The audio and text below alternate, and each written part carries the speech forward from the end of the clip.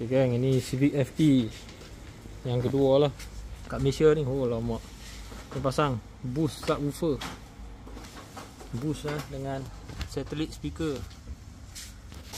Wah ya ni kita kemaskan sikit, tak habis lagi. So ni power kena ambil dari bateri lah. Ada fuse ni, masuk dalam ni. Kat sini dia dah pasang DSP yang biasa punya DSP ni. So DSP ni kita cari point dia, in out dia, masuk bawah seat dia punya monoblock M lah.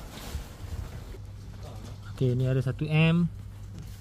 So M ni belakang wire ni masuk semua, jalan pergi ke woofer, satellite speaker, woofer dengan satellite speaker satu kiri kanan.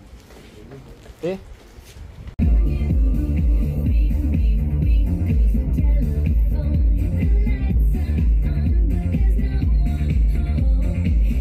test equalizer flat.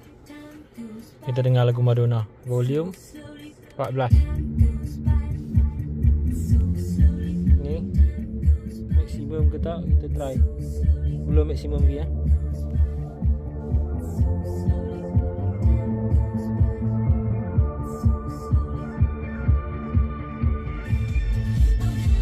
Okay, ni kalau kosong.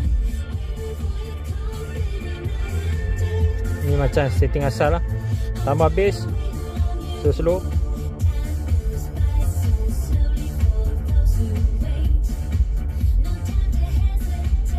Memang padat kan bunyi dia. Nampak ni, kalau kita dengar low volume pun masih ada bass lah. Ya, volume berapa ni? 7 lah. 5 pun dah ada bass. Dah rasa ada bass. 6 ada bass, 7 ada bass. Lagi kuat lah.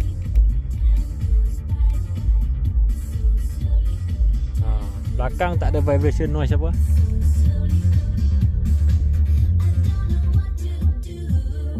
Nampak? Memang berdetup. Ni dari luar kereta, sampai nombor plate pun vibrate.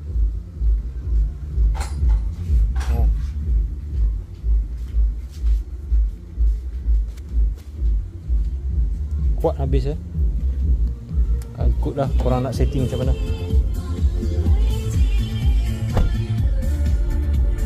Ni lagu biasa lah, lagu pop yang tak kuat sangat bass.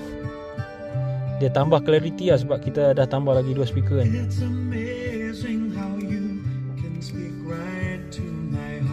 DSP, speaker stock, tambah woofer dengan 2 satellite speaker.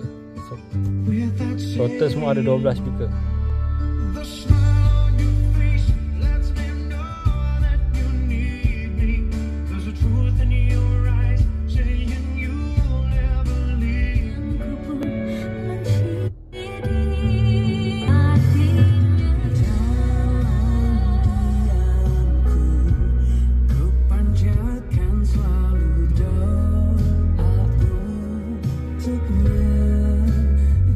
Ni tak ada bass eh.